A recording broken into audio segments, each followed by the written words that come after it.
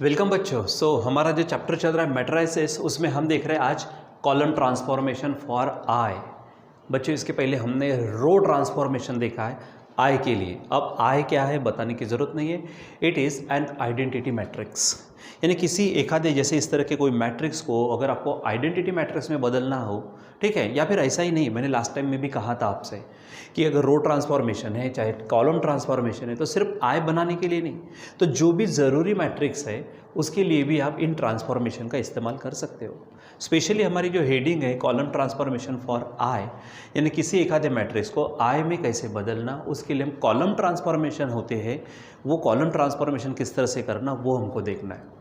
Last time हमने रो transformation देखे थे और उसके लिए भी कुछ इस तरह के यहाँ पर हमने पॉइंट्स लिखे थे। आज वो रो के अनुसार थे, ये कॉलम के अनुसार। पॉइंट्स करीबन वैसे ही है, बस आज जो काम होने वाला है, ठीक है, वो कॉलम के अनुसार होने वाला है, बस इतना ध्यान में रखना है, ठीक है। तो सब फर्स्ट ऑफ ऑल क्या है कि हमारे पास में मान लीजिए गिवन मैट्रिक्स है ये। इस गिवन मैट्रिक्स में ये 9 एलिमेंट्स है, हो सकता है 2x2 है तो 4 एलिमेंट्स भी आ जाए, कोई हरकत नहीं। हमने पूरा बड़े के लिए काम किया है तो छोटा वाला हमारा आ ही जाएगा, ठीक है। यहाँ पर A11, A12, A13 ये फर्स्ट रो के एलिमेंट्स है। A21, A22, A23 second row के एलिमेंट्स। A31, A32 और A33 ये थर्ड रो के हैं। अगर हम कॉलम वाइज देखते हैं तो फर्स्ट कॉलम में A11, A21, A31, second column में A12, A22, A32 है और थर्ड कॉलम में A13, A23 और A33 है, ठीक है। तो इसके लिए सबसे पहले जो काम करना है वो ध्यान में रखो।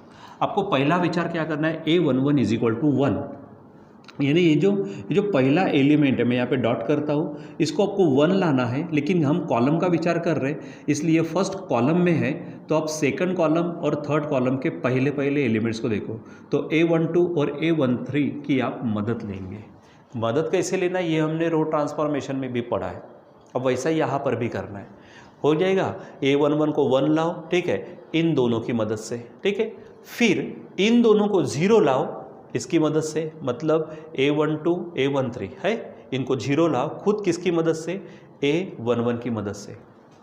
इसके लिए ये दोनों मदद करेंगे तो इनके लिए वो खुद आपको मदद करेगा, ठीक है। फिर दूसरा जो होगा ये यहाँ पर, ये दूसरा है A22, आप इसको 1 लाओ। तो देखो यहाँ पर हम काम कर रहे हैं ना सेकंड कॉलम में, तो आप फर्स्ट कॉलम का ये और सेकंड कॉलम का ये, इनकी मदद लेंगे।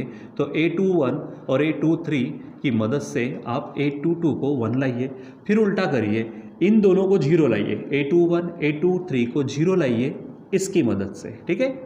फिर उसके बाद तीसरा जो रहेगा यहाँ पर होगा A33, इसको आप 1 लाइए, ठीक है, लेकिन इसके लिए A31 और A32 की आप क्या करेंगे, मदद लेंगे, और फिर इनको 0 लाने के लिए आप इसकी मदद लेंगे, ठीक है।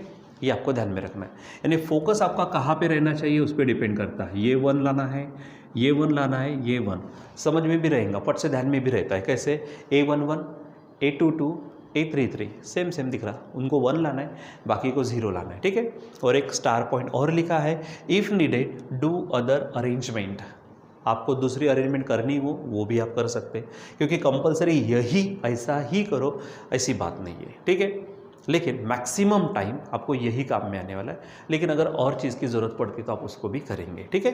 तो चलो इनको समझने के लिए अब हमारे पास है एक question, if A is equal to this then reduce it to I3 का मतलब आपको वहाँ पर आइडेंटिटी मैट्रिक्स बनाना है जिसमें 3x3 मतलब 3 रोज और 3 कॉलम्स होंगे। तो 1 0 0 0 1 0 0 0 1 आपको इसको इसमें आपको बदलना है, ठीक है। लेकिन यहाँ पे हेडिंग है बाय यूजिंग कॉलम ट्रांसफॉर्मेशंस, किसका इस्तेमाल करते हुए, कॉलम ट्रांसफॉर्मेशन का इस्तेमाल करते हुए, ये आपको ध्यान में रखना है, ठीक है। तो चलो शुरुआत करते हैं गिवन मैट्रिक्स। तो यहाँ पर हम आंसर की हेडिंग डाल देते हैं, यहाँ पर लिखते गिवन मैट्रिक्स। तो यहाँ पर गिवन मैट्रिक्स है A जो आपको दिया गया है, देखो 1 0 0 2 1 0, ये 2 है, 1 0, यहाँ है 3 3 1, ठीक है। चलो अब हम कॉलम ट्रांसफॉर्मेशन से काम करते हैं। पहला पॉइंट यहाँ पर ये देखो, इसको ध्यान में रखो, सिंपल सा तरीका है भाई। A11 यानी सेम वाला, ठीक है, यानी ये देखो पहले कॉलम का पहले रो का एलिमेंट 1 उसके साइड में कॉलम्स में है, इसलिए इन दोनों को 0 लाना है। तो पहले इनका ये 1 A11 ये क्या चाहिए, 1 चाहिए, देखो मेरे बच्चों यहाँ पे ऑलरेडी क्या है 1 है, यानी कुछ करने की ज़रूरत नहीं। फिर दूसरा चेक करेंगे पॉइंट। अब यहाँ पे आ जाइए A12 A13 0। अरे A12 और A13 ये भी आपके पास क्या है 0 है, यानी हमको इनको भी हाथ लगाने की ज़रूरत नहीं। फिर आप A22 पे आ जाओ। A22 यानी क्या होगा, A22 का मतलब ये सेकंड रो सेकंड कॉलम, तो ये सेकंड रो सेकंड कॉलम ये है। तो बाबा यहाँ पे देखो, यहाँ पे भी 1 है, यानी आपको इसको भी देखने की ज़रूरत नहीं है, डायरेक्ट इस पे आ जाओ। ठीक है, अब देखो A21 का मतलब है, इसको छोड़ दो। ठीक है, A21 यानी ये, ठीक है, और A23 मतलब ये, इनको आपको क्या करना है 0 लाना है। उसमें से भी हमारा A23 ये ऑलरेडी 0 है, मतलब इसको देखने की, इसको करने की ज़रूरत नहीं है। बस इसमें यहाँ पर इसको 0 लाना है। किसको 0 लाना है, इस 2 को 0 बनाना है। ये क्या है A21 है, देखो यहाँ पर क्या है A21 को 0 लाना है, लेकिन उसके लिए आप किसकी मदद लेंगे, A22 की, यानी मदद लेंगे आप इसकी। ठीक है, तो यहाँ पर बच्चों 2 है, यहाँ पर 1 है, इनको 0 लाने के लिए इसको तो आप हटा नहीं सकते।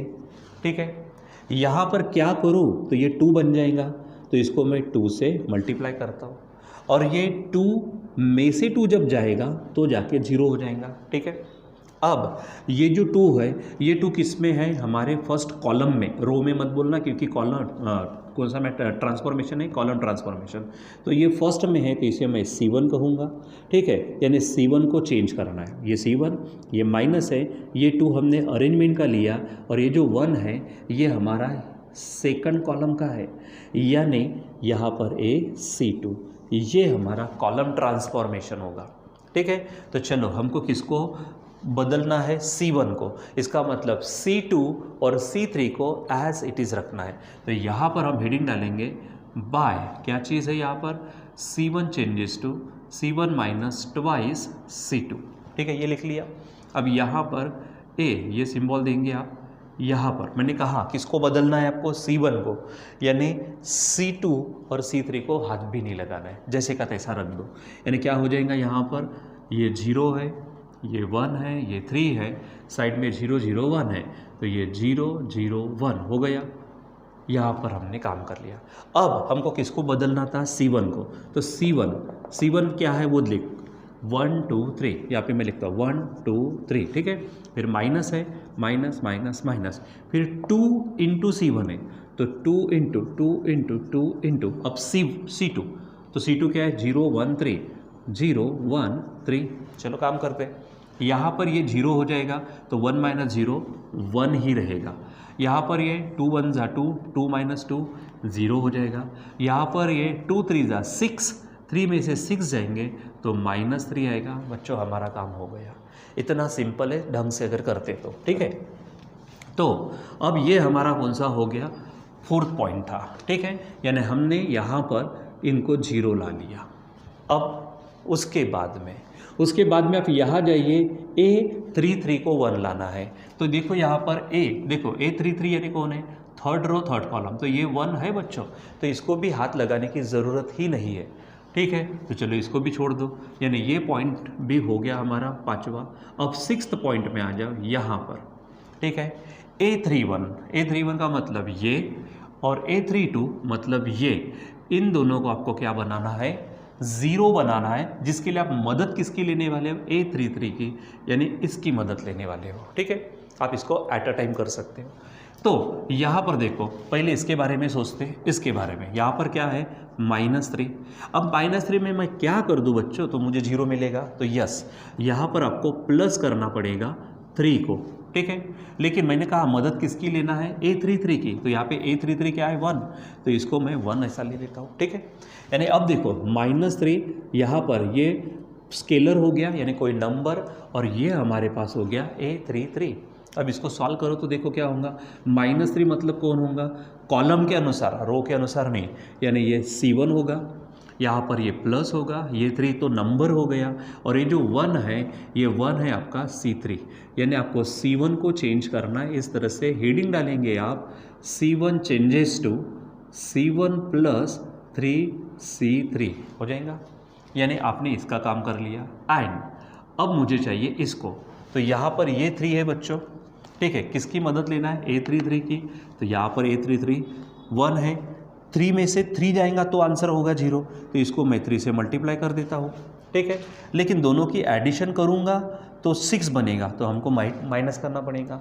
तो चलो देखो, ये आपका हो गया, ये 3 किस में है? सेकंड कॉलम में, तो C2 माइनस ये 3 तो मल्टीप्लिकेशन के लिए नंबर है, और ये जो 1 है ये क्या है? C3 है। यानी आपको C2 को बदलना है इस तरह से। यहाँ पर आप हेडिंग डालेंगे C2 changes to C2 minus thrice C3, हो गया, हमने हेडिंग डाल दी। चलो अब यहाँ पर क्या करते, इसको हम सॉल्व करते। चलो देखो क्या है यहाँ पर, एकदम सिंपल, एक एक चीज़ के लिए काम करेंगे। A चेंजेस टू, ठीक है। सबसे पहले मैंने जो कहा उसको समझिए। हम किसको बदल रहे हैं? C1 को, यानी इसको बदलना है, और C2 को, इसका मतलब C3 को हाथ लगाना नहीं। मैं C3 को एज इट इज़ लिख देता हूँ, ठीक है, लिख दिया मैंने। अब किसको बदलो, किसके लिए काम करना है? इसके लिए काम करना है, C1 के लिए। तो C1 पूरा लिख के रख दो। क्या है ये देखो, हाँ देखो ये C1 है, तो 1 0 माइनस 3 लिख के रखा।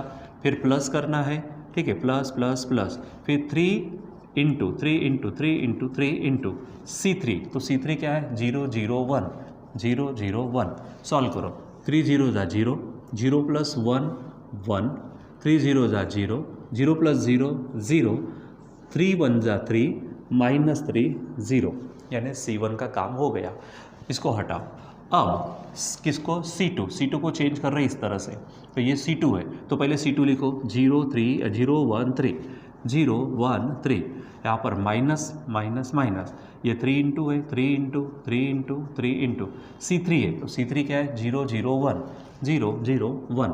ये देखो 3 0 ज़ा 0, 0 माइनस 0 0, 3 0 ज़ा 0, 1 माइनस 0 1, और 3 1 ज़ा 3, 3 माइनस 3 0। तो यहाँ पर बच्चों अब आप प्रैक्टिकली देख रहे हो, ठीक है। तो यहाँ क्या मिल रहा है मुझको? देखो 1 0 0 0 1 0 0 0 1। इसका मतलब the given matrix has been transferred या फिर has been reduced to I3।